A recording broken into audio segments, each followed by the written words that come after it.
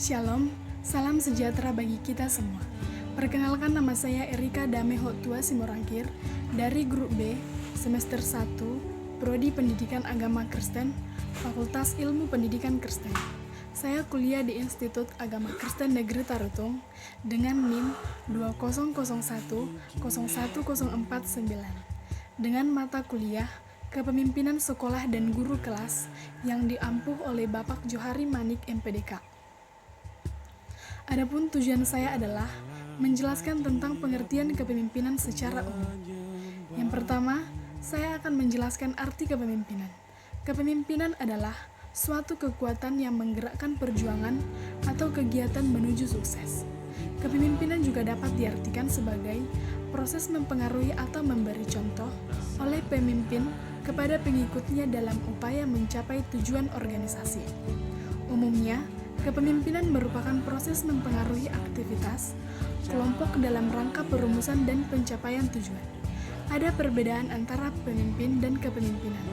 Kepemimpinan merupakan suatu peran atau ketua dalam sistem di suatu organisasi maupun kelompok. Sedangkan kepemimpinan merupakan kemampuan yang dimiliki seseorang untuk mempengaruhi orang-orang untuk bekerja mencapai tujuan dan sasarannya. Beberapa ahli memberikan pendapatnya dalam mendefinisikan pengertian kepemimpinan. Yang pertama, menurut Sondang P. Siagian. Menurut Sondang P. Siagian, kepemimpinan adalah kemampuan dan keterampilan seseorang untuk menduduki jabatan sebagai pimpinan dalam satu pekerjaan untuk mempengaruhi perilaku orang lain, terutama bawahannya, supaya berpikir dan bertindak sedemikian rupa sehingga melalui perilaku positif ini memberikan sumbangan nyata dalam pencapaian tujuan organisasi. Yang kedua, pengertian kepemimpinan menurut Jacobs dan Jacques. Kepemimpinan adalah sebuah proses memberi arti terhadap usaha kolektif dan mengakibatkan kesediaan untuk melakukan usaha yang diinginkan untuk mencapai sasaran. Yang ketiga, menurut Wexley dan Yuki, kepemimpinan adalah proses mempengaruhi orang lain untuk lebih berusaha mengarahkan tenaga dalam tugasnya atau merubah tingkah laku mereka. Dalam perkembangannya, kepemimpinan secara ilmiah bermunculan dan terus berkembang seiring dengan pertumbuhan manajemen ilmiah atau scientific management yang dipelopori oleh ilmuwan Frederick B. Taylor abad ke-20, dan perkembangannya memunculkan satu ilmu kepemimpinan yang tidak didasari dari bakat dan pengalaman saja, tetapi mempersiapkan secara berencana dan melatih yang dilakukan dengan perencanaan, percobaan, penelitian, analisis, dan supervisi.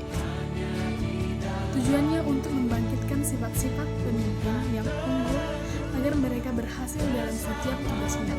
Berkembangnya ilmu ini didasari bakat alam yang tidak menjadi acuan, namun kepemimpinan melalui pelatihan dan pendidikan menjadi kemampuan untuk mempengaruhi, menggerakkan suatu karya besar. Fungsi kepemimpinan. Fungsi kepemimpinan secara umum memiliki beberapa fungsi antara lain sebagai berikut.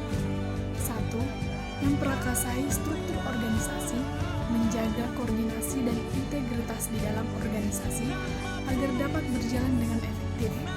Yang kedua, merumuskan tujuan institusional atau organisasi dan menentukan sarana serta cara-cara yang efisien dalam mencapai tujuan tersebut. Yang ketiga, mengatasi pertentangan serta konflik-konflik yang muncul dan mengadakan evaluasi serta evaluasi ulang.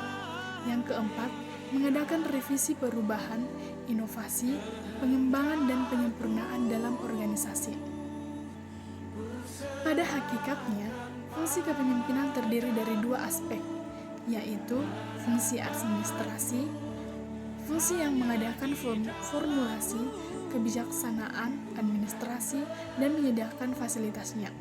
Fungsi sebagai top manajemen adalah mengadakan planning, organizing, staffing, directing, commanding, kontrolog, dan lain sebagainya.